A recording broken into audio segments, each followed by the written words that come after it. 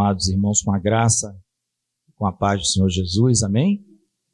Os irmãos que nos acompanham também pela internet, pelas redes sociais, também são bem-vindos. Que o Senhor possa abençoar todos nós e as nossas famílias neste domingo de adoração ao nome do Senhor, amém? Eu convido os irmãos a abrirem a palavra de Deus no livro do Apocalipse, capítulo 3, versículo 14.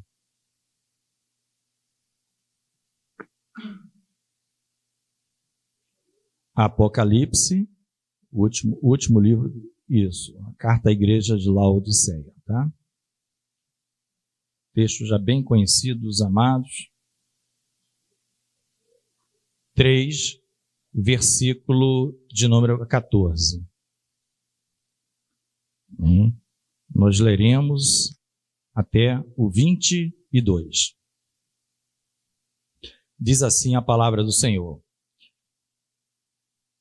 E ao anjo da igreja que está em Laodiceia, escreve: Isto diz o Amém, a testemunha fiel e verdadeira, o princípio da criação de Deus.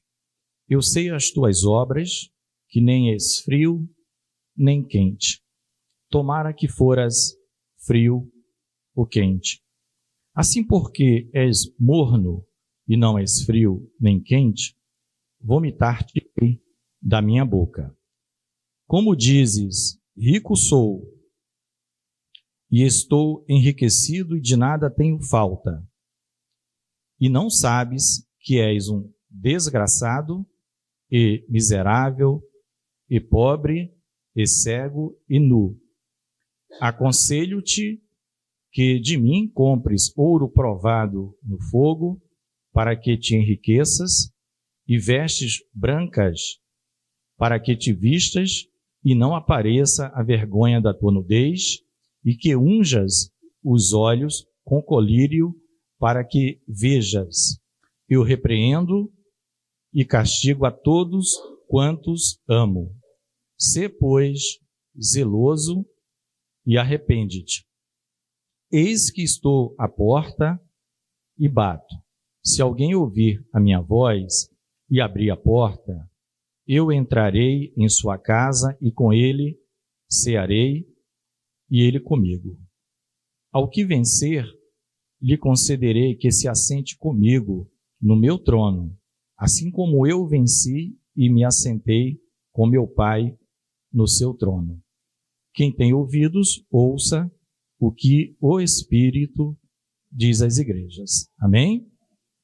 Vamos orar. Senhor Deus e Pai, mais uma vez nós oramos a Ti, pedindo sempre, Senhor, que o Teu Espírito Santo nos dê toda assistência, que Tu fales a cada coração, ó Deus, que está acompanhando, ó Deus, que está Te cultuando nesta manhã, Senhor, tanto os presentes quanto os que estão pela internet. Ó Deus, que Tu venhas falar a cada um as suas necessidades, as suas dúvidas do coração, as respostas de que necessitam, as orientações para as suas vidas, as decisões que muitas vezes temos que tomar. Ó Deus, que tudo seja de acordo com a Tua palavra. Deus nos abençoa, ser gracioso e misericordioso com todos nós. Assim nós oramos, em nome do Teu Filho amado, Jesus Cristo. Amém. Os irmãos podem estar sentados.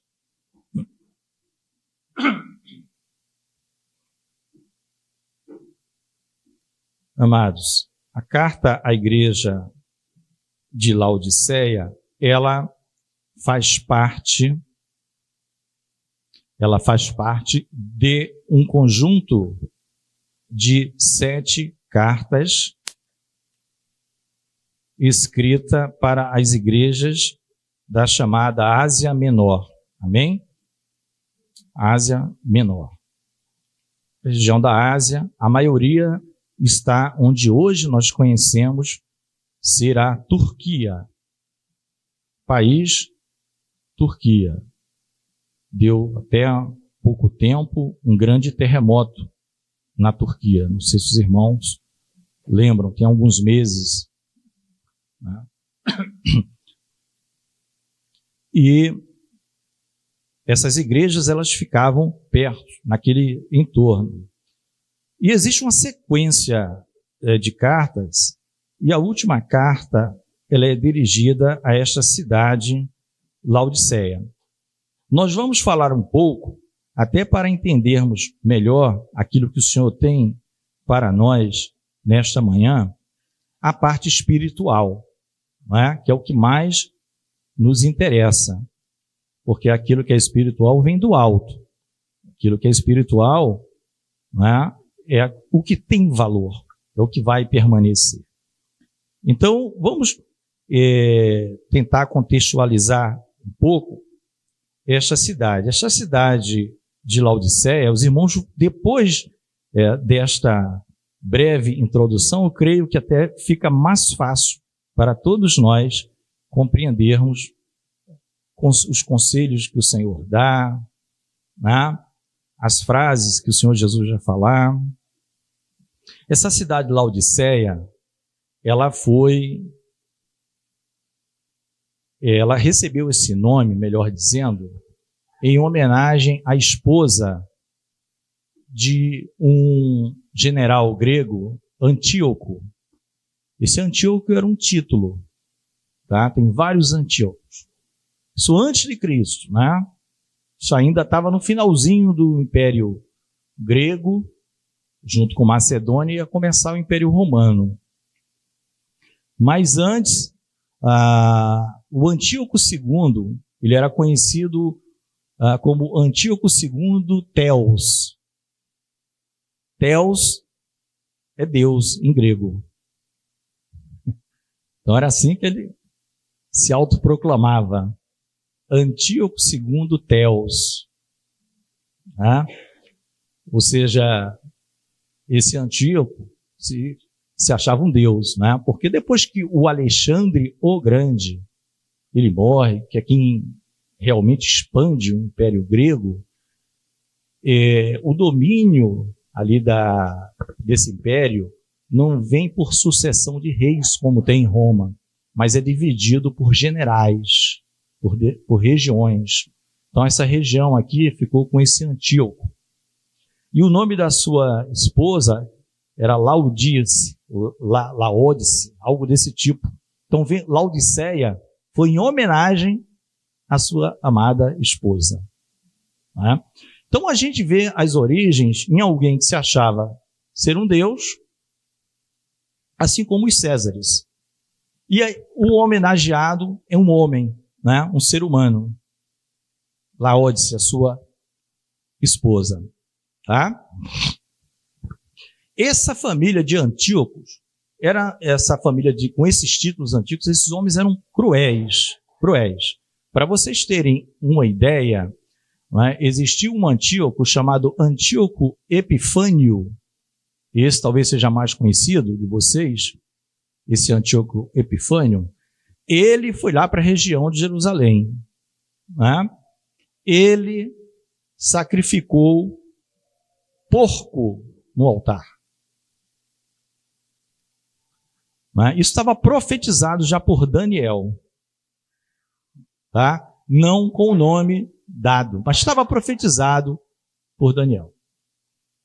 Que essas abominações aconteceriam, né, dos judeus. E ele não fez isso por acaso, ele fez para humilhar. A questão não era... Porque o porco era um animal imundo para os judeus. Então o sacrifício não foi de um cordeiro, foi de um animal imundo no altar. Tá? Mas nós estamos falando de Laodiceia. Senhor Jesus aqui. Então a origem da cidade, o nome, nós já vimos por que chegou nesse nome Laodiceia. Porque ela tinha 2 outros nomes antes. Já tinha tido um nome lá atrás, tipo Diápolis, algo assim. Depois um outro nome. Aí quando esse Antíoco assume por lá como o comandante grego, ele muda o nome em homenagem à sua esposa. Tá?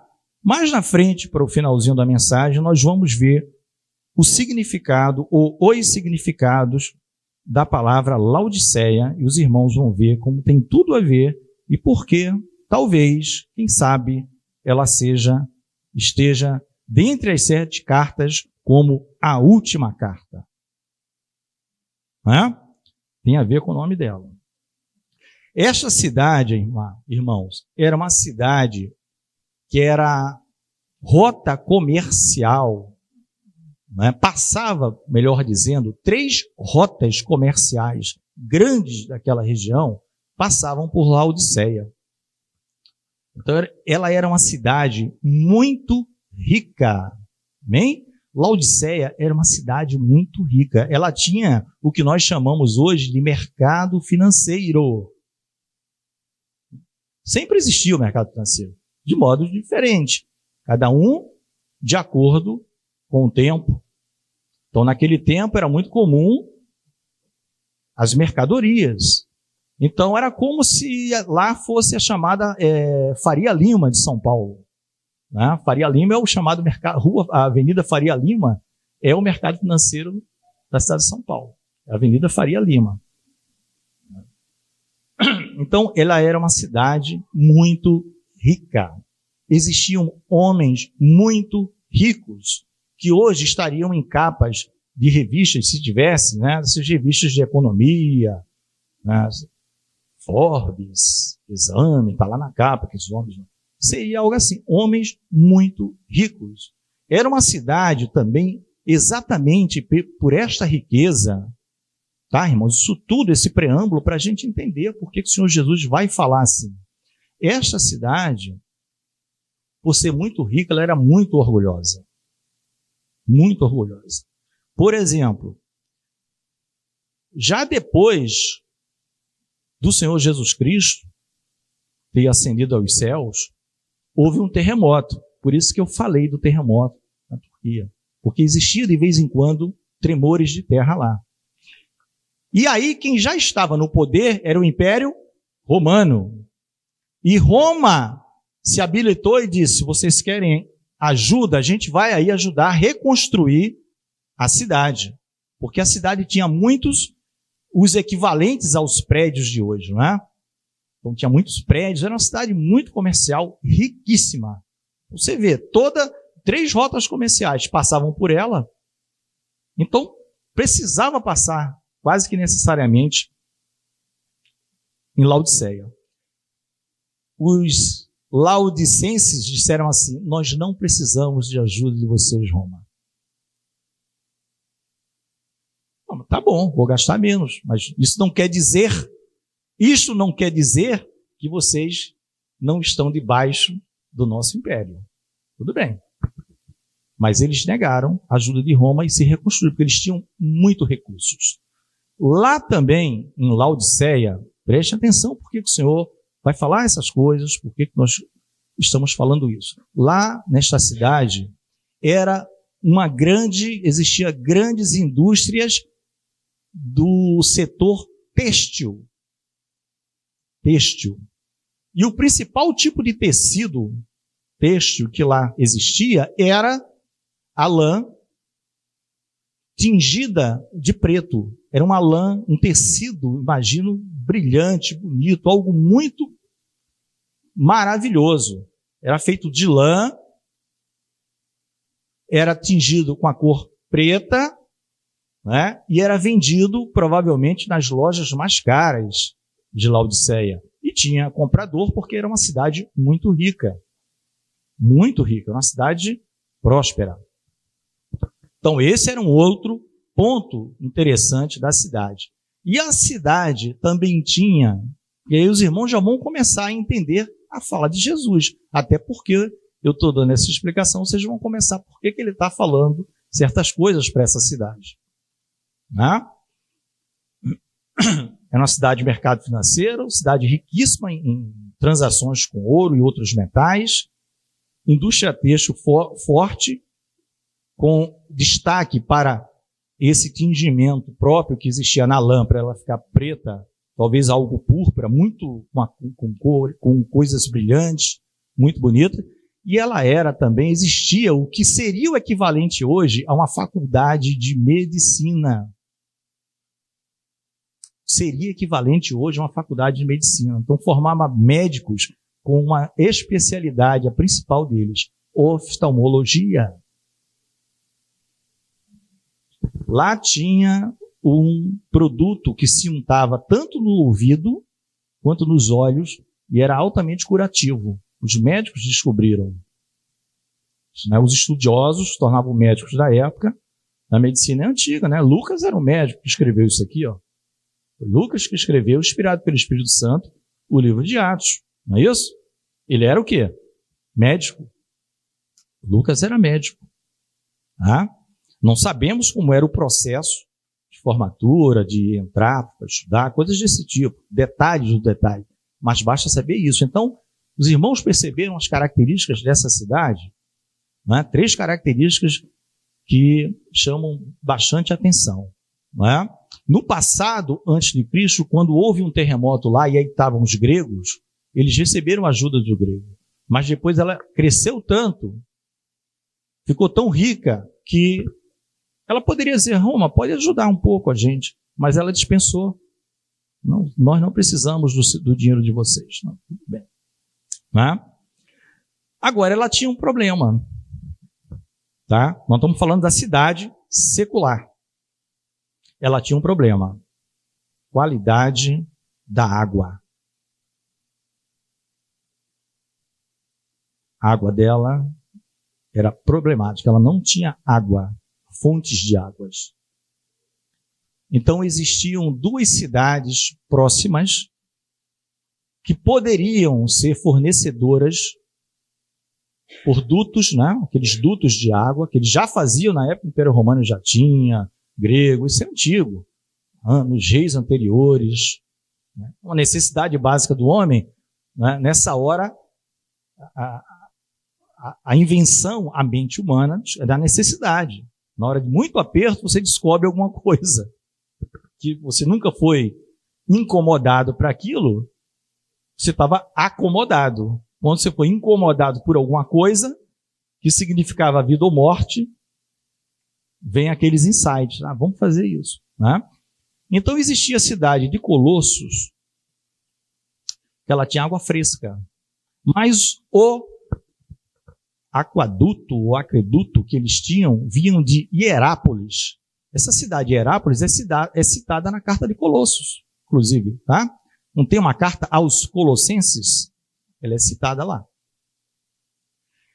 Era Hierápolis quem fornecia água para Laodiceia.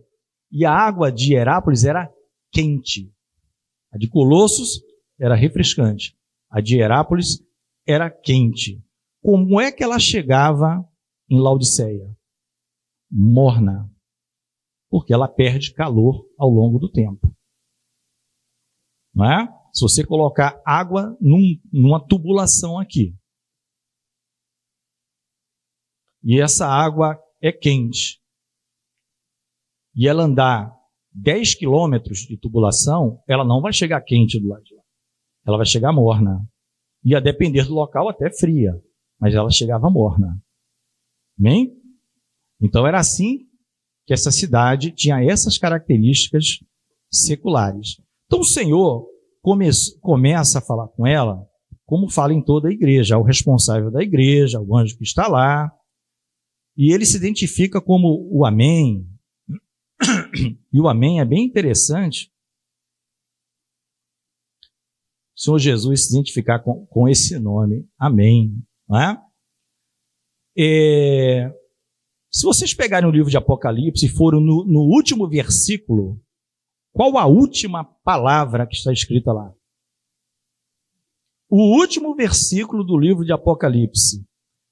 A última palavra é o Amém. A Bíblia termina com Amém. Amém, né? Assim seja. Seja dessa forma. Né? O Senhor Jesus, ele está dizendo, olha, eu sou o fim de todas as coisas e eu sou o começo. Ele já se identificou no começo do Apocalipse como o Alfa e o Ômega. Né? O alfa e o ômega. Jesus é tudo. Ele é o amém. Isso aqui está falando é o amém, tá? É o fim de todas as coisas. Começo e fim está comigo. E lá no hebraico, só para vocês terem uma ideia, o primeiro versículo da Bíblia começa com a letra equivalente à nossa letra B de bola. Primeiro versículo da Bíblia. Bereshit bara Elohim. No princípio, criou Deus. Esse Bzinho é a mesma palavra para filho em hebraico. Ben. Ben, B-E-N, é filho. Então o filho está lá no comecinho, é o primeiro que aparece, e o filho é o último. Tá? Então quem está falando tem autoridade. O princípio e o fim de todas as coisas. É o amém. A primeira letra da Bíblia é a letra de filho. Nem é do Pai, nem é do Espírito Santo, é o filho. A primeira letra no hebraico. No Novo Testamento, grego, koiné, ou koiné. É o amém. Então fala o amém, e dá logo as credenciais.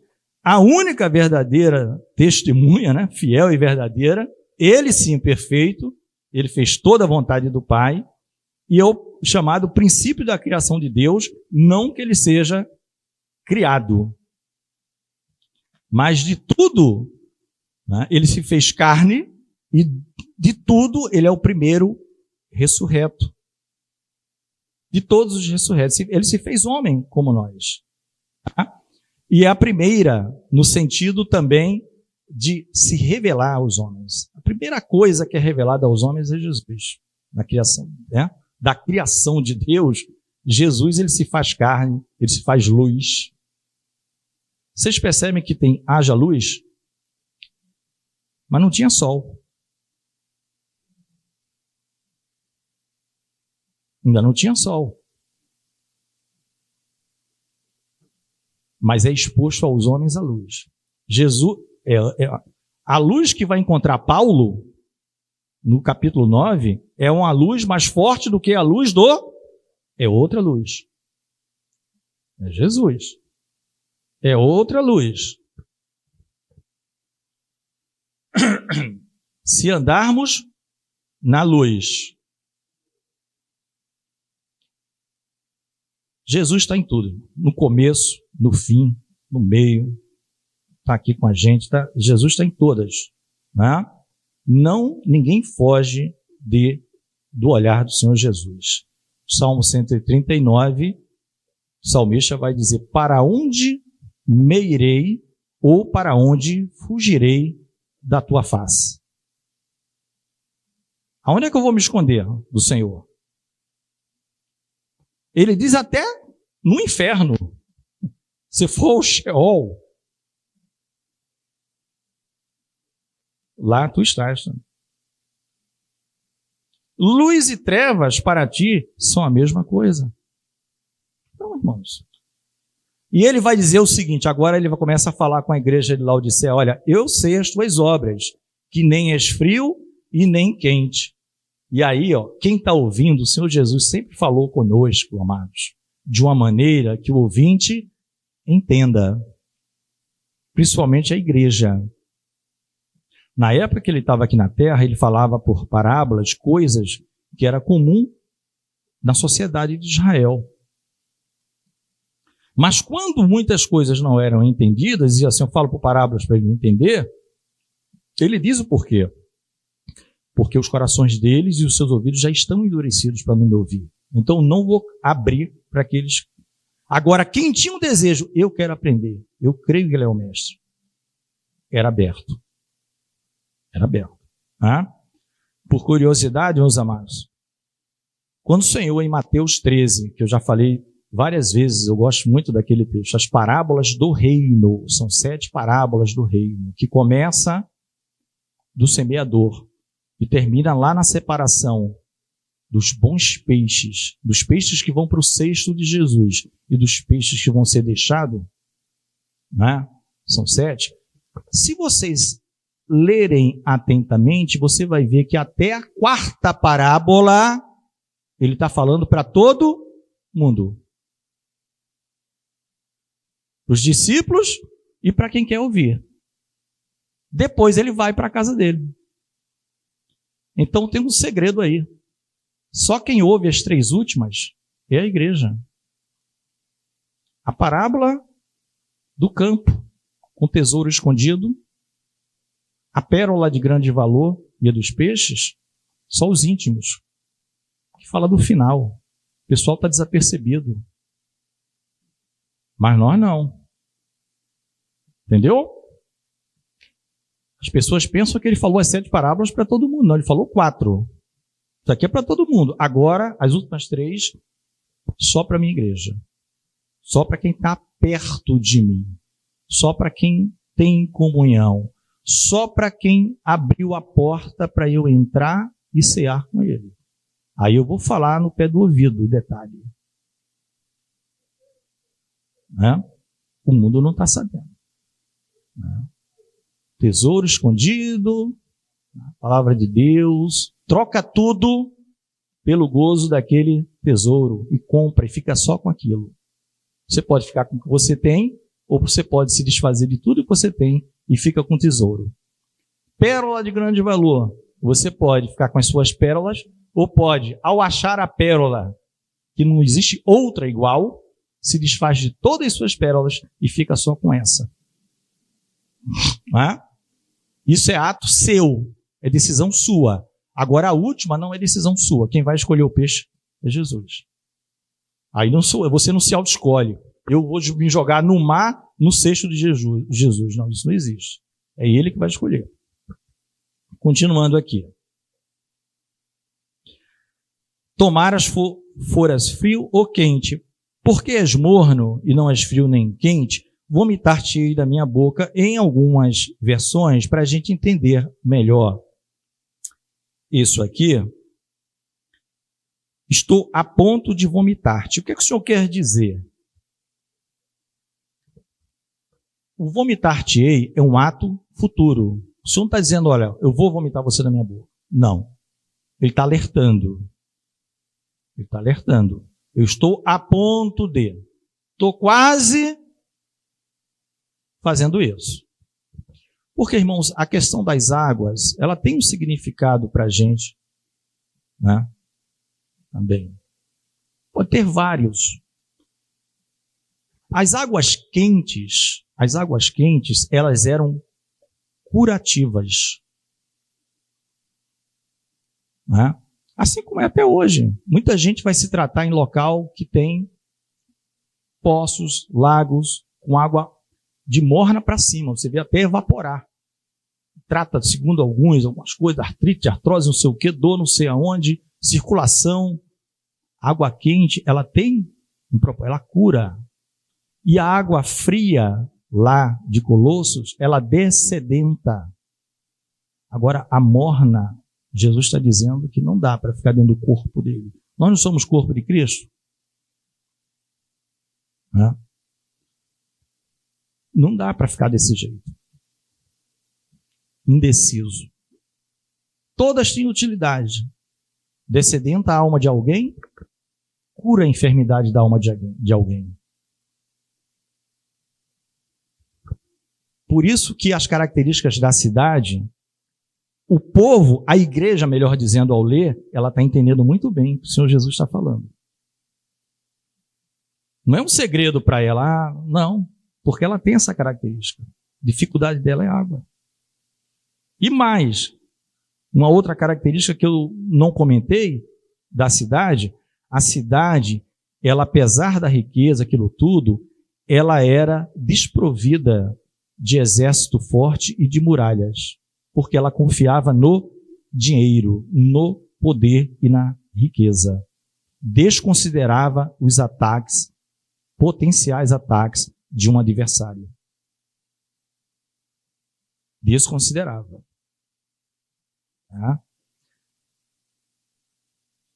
Como dizes, e aqui o Senhor vai dizer para aquela igreja, qual a visão que ela tem dela mesma?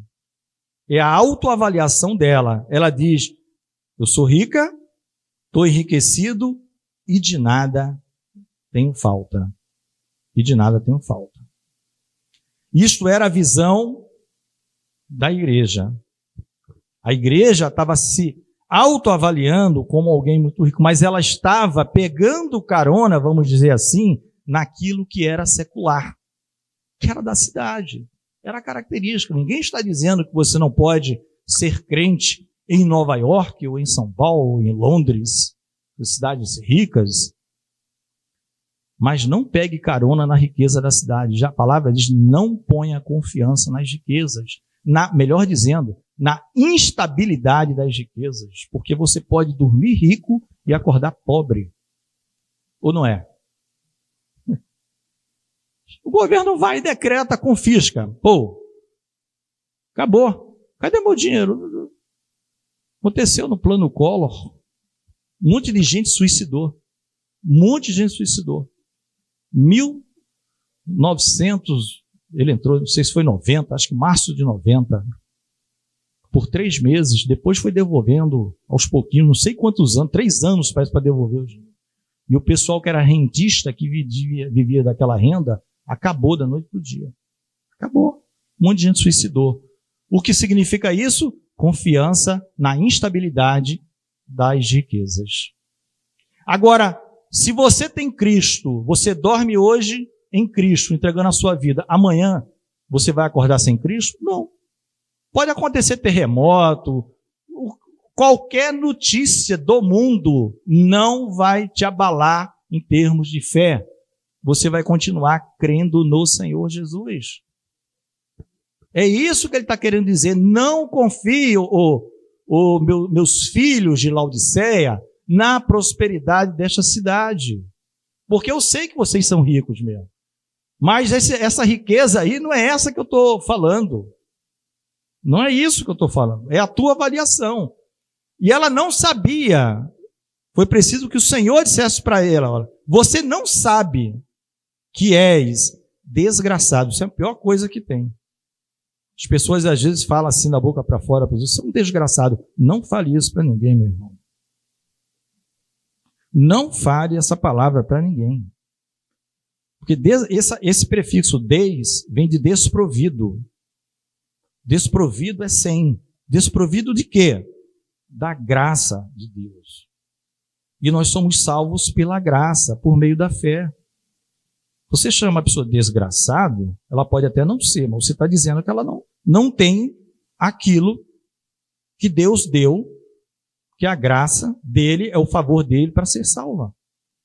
Então não chame ninguém de desgraçado, pelo amor de Deus.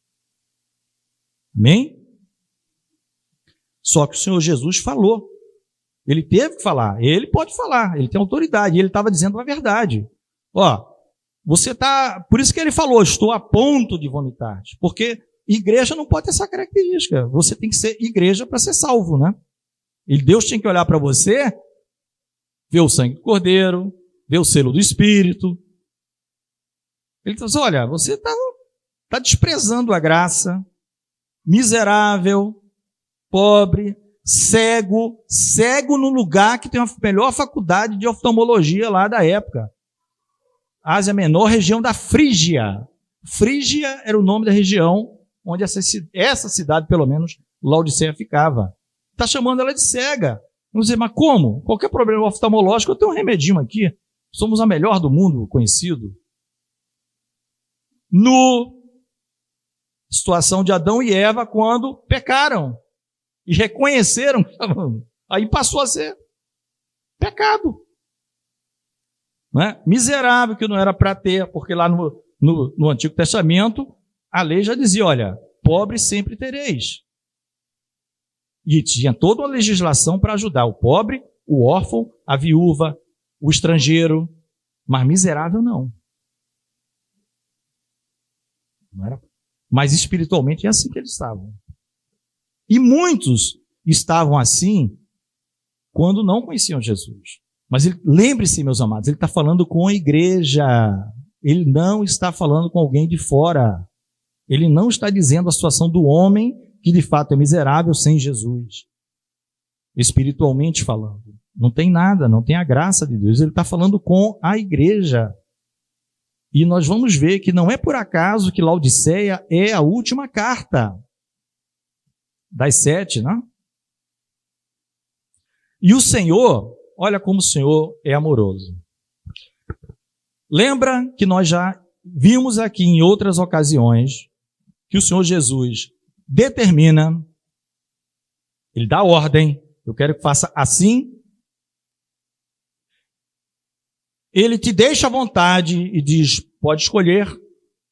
Senhor, pode escolher. Está pré-aprovado já. Crédito pré-aprovado, pode escolher. E tem vezes que ele aconselha, ele sugere, você segue se quiser.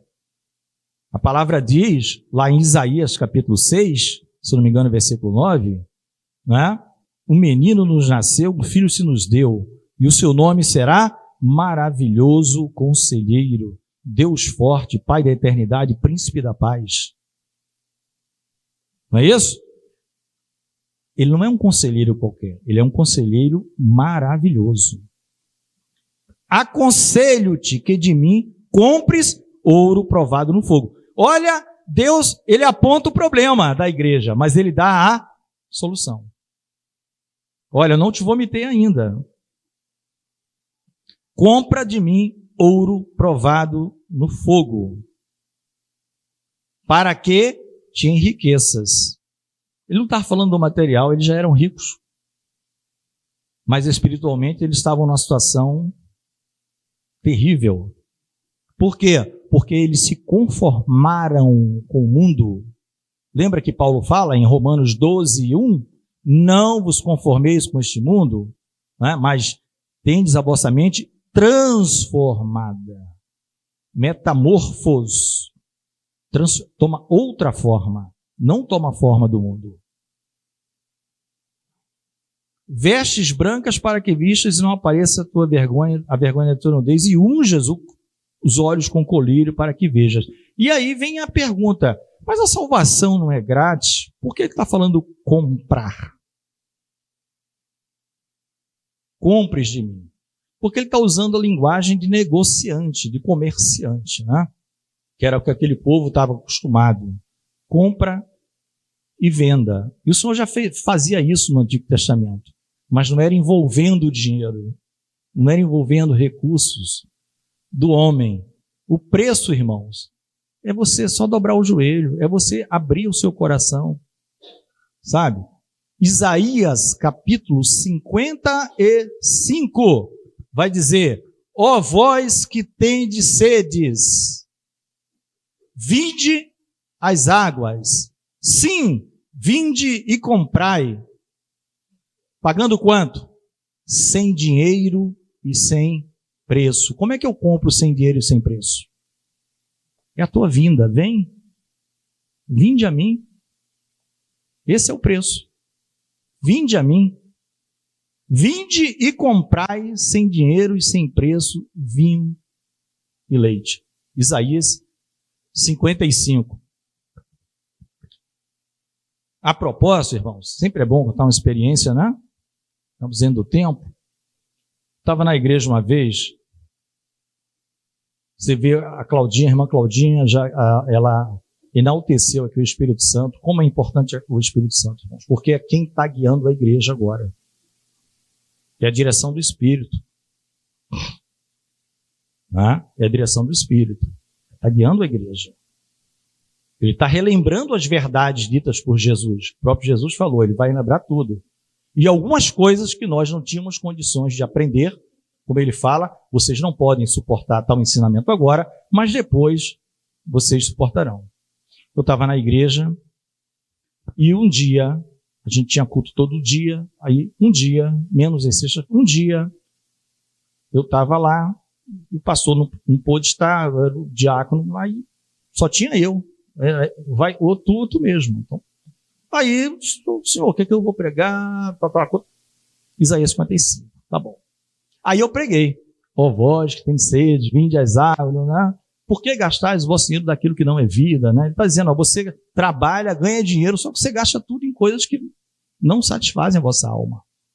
Não é? Não satisfazem a vossa alma. E aí, meus amados, Eu preguei e tal, aquela coisa toda, nos alegramos, né? O Senhor, a igreja, aquela coisa toda. Pregação no meio de semana, era meio de semana, a quantidade de pessoas era pequena e tal. Aí no dia seguinte eu estou lá no culto de novo. E o pastor da gente trabalhava lá na Barra da Tijuca. Era um homem simples, ele era... Eu não sei dizer, ele era alguma coisa caixa do Bob's. Bob's, uma casquinha aí e tal. Era o pastor.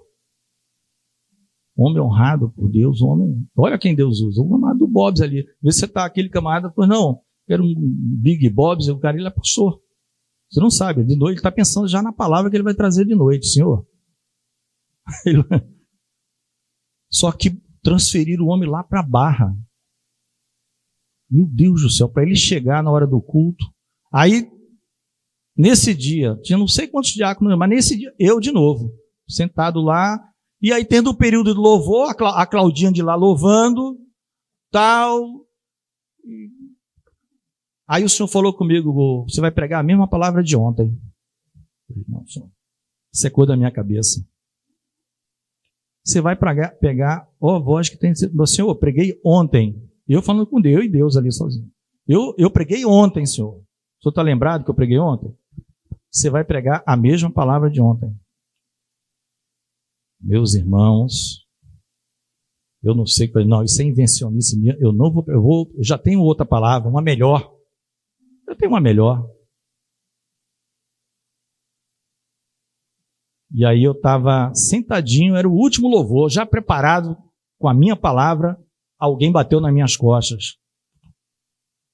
O pastor tinha chegado, trabalhinho dele. Falou, pede mais um louvor que eu vou pregar.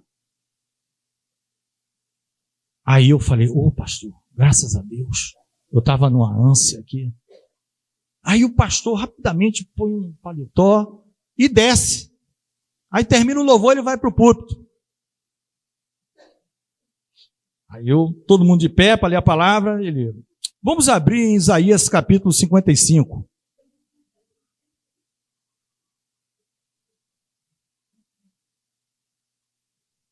Meus irmãos, quase que eu vou para debaixo do banco e tal. Não sei o que é que eu fazia com Jesus. Falei, misericórdia, muito ruim ser cabeça dura. Eu não sei o que é que ele fez, que o pastor chegou, mesmo, lá da Barra, não sei quantas horas leva, de noite, dia de semana, deu um tapinha e disse, eu vou pregar, Reginaldo. Só está você aí? Dos diáconos, a mesma palavra. O que é que Deus me disse? Eu não mandei pregar isso aí? Por que você queria pregar outra coisa? Não interessa se você pregou ontem. Quem manda na igreja é o Espírito.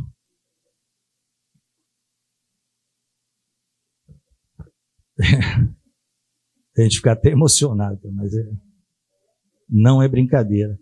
Ouro provado no fogo. Amados, tudo que o Senhor está dizendo para comprar aqui é sem dinheiro e sem preço.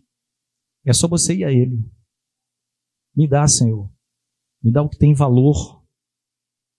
Me dá a riqueza das coisas do céu que não se pode comprar. Nós vamos ver, dentro em breve, no estudo de Atos, um cidadão chamado Simão, que ele quer comprar com dinheiro o poder de impor as mãos para as pessoas serem batizadas com o Espírito Santo.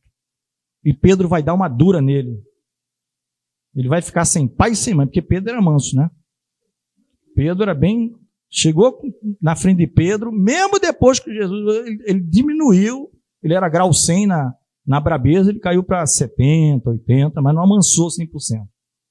Eu imagino que Pedro só amansou perto da morte. Lá na morte dele ter ficado bem mansinho. Então, ela quer comprar, mas é outro estudo, né? Nós vamos chegar na IBD ainda nisso aí. Vestes brancas, irmãos, nós não sabemos, né? Bem-aventurados os que lavam as suas vestiduras no sangue do Cordeiro. Por causa das vestes, por que ele está falando das vestes? Era uma das riquezas da cidade. Indústria têxtil. E ele fala da cor oposta, de tecido. Não, a veste tem que ser branca, limpinha, não tem pecado. Porque o pecado está quem está dentro dessa veste. Mas com as minhas vestes, que eu estou dando, branquinha, lavada no meu sangue, Quando Deus olhar, ele vai dizer, esse é justo. Não por tua própria justiça, pela justiça dada por Deus. Que foi o seu próprio Filho. Jesus Cristo é a justiça de Deus. Paulo diz com todas as letras em Romanos. Ele vai dizer que os judeus tentaram estabelecer a sua própria justiça. Mas não tem negociação com Deus. Deus falou que a justiça dele é Jesus Cristo. Então você quer se apresentar justo diante de Deus? Vestes brancas dadas pelo Senhor. Aí você vai entrar na cidade pelas portas. E o colírio, irmãos, né? Que eles tanto se gabavam da escola de medicina lá, é isso que o Senhor está dizendo. Não se conforme com o que o mundo já te dá. Até porque tudo que o mundo te dá para o crente, é porque o Deus está abrindo portas e permitindo. O espiritual não pode ser segundo plano. Buscai primeiro o reino. O reino. Jesus, quando veio, Atos 1, ficou aquele tempo todo com os irmãos depois da ressurreição, falando de um assunto, o reino. Lucas diz isso no livro de Atos. Tinha outras coisas, outras necessidades, como seres humanos? Sim, mas o reino está em primeiro. Deus está em primeiro. Colírio, para que unjas e para que vejas. Como assim? Está cego? Lembra da cura que o Senhor Jesus, ele chega para um homem cego, ora lá por ele e tal, faz todo... Como é que você está? Estou vendo homens como árvores. Aí ele põe as mãos, ora de novo. E agora? Agora eu vejo ao longe. Deus quer que nós enxerguemos ao longe. A eternidade. Não é aqui. Não é aqui. A visão daqui todo mundo tem. Mas Jesus quer que você use o colírio que ele dá, né? Espiritualmente falando, para que você veja ao longe. Então, irmãos, é o conselho do nosso amado Senhor Jesus. E ele diz, olha, eu estou repreendendo vocês, mas sabe por quê? Porque eu amo vocês. Eu sou o bom pastor.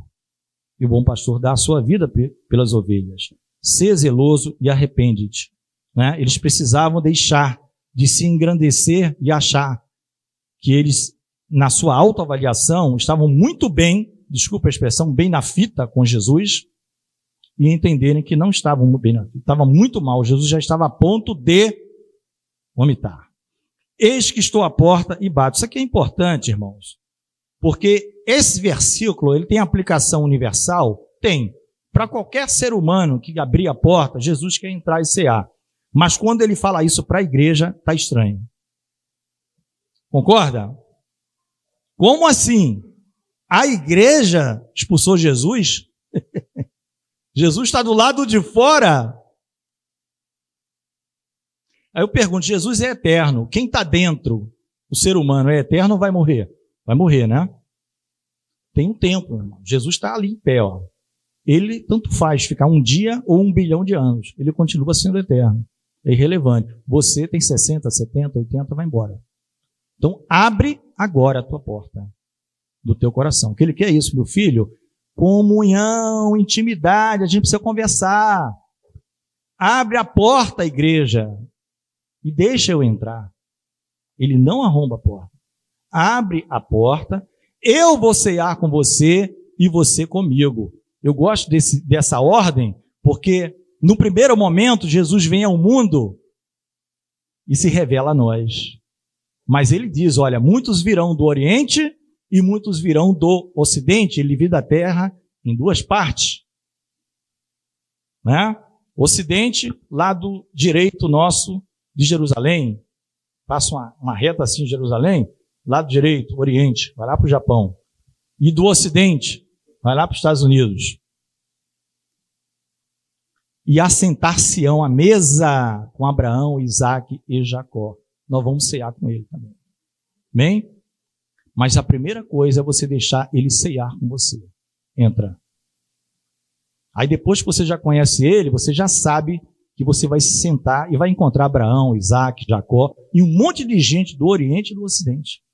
Indiano, japonês, francês, alemão, brasileiro, tijucano, tudo que é lugar, sentado à mesa. Agora, não pode ele estar ali em pé, batendo, hein? Porque se alguém dissesse assim, senhor, o senhor está em pé, mas não sabia, a porta está fechada. Não, ele está batendo. Ele está batendo. Então você ouve sim. Você ouve sim. Ah? Você ouve sim. Eu cearei e ele comigo. Ao que vencer, minha conclusão, né, irmãos? Ao que vencer, vai se sentar comigo. Ao que vencer, sabe quem é o vencedor? Aquele que perseverar até o fim será salvo. Perseverar em quê? Na fé. Continua crendo. Lembra do quem crendo que eu falei? Quem crer será salvo, só que no grego é quem crendo. É crer hoje, amanhã, depois da manhã, todos os dias, até o final. Esse será salvo. Esse será salvo. Aquele que perseverar até o fim. Esse é o vencedor. Esse é o vencedor. O justo viverá pela fé. E se ele recuar, a minha alma não tem prazer nele. Porque Deus quer cear com você e você com ele. Vamos ser um só corpo com o Senhor. Amém, irmãos? E o final é o Espírito e a igreja, né? O Espírito e a igreja não. O Espírito, quem tem ouvidos, ouça, ou seja, presta muita atenção nisso.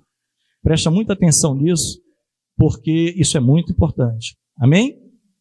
E para concluir, nós vamos ficar de pé. Vou dar uma definição de Laodiceia. Vamos ficar de pé.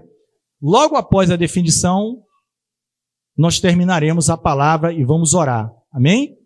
Logo após a definição, Laodiceia quer dizer, tem várias definições, só que todas são convergentes para um mesmo entendimento. Direitos do povo. Povo que governa. Povo acima de tudo. O povo que dita as regras. Podemos trazer para os nossos dias direitos humanos, inclusão social. Jesus está dizendo que é ruim o nome Laodiceia? Não. Ele está dizendo só, presta atenção.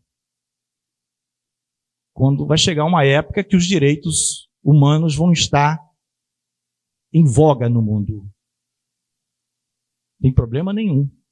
Eu só quero que você preste atenção. Por acaso é a última carta. Não estou falando nada, porque o Senhor disse que tempo, dia e hora pertence a Ele. A nós pertence. Mas Laodiceias, daí o nome Nicolau também que a gente estudou, o Laos quer dizer povo, e Dicaios, Diceia, é tipo governo do povo, direitos do povo. Nunca existiu no mundo um período em que o povo clamasse tanto pelos seus direitos, com razão. Laodiceia quer dizer isso. Tá? Amém, amados? Vamos orar? Vamos orar? Senhor Deus.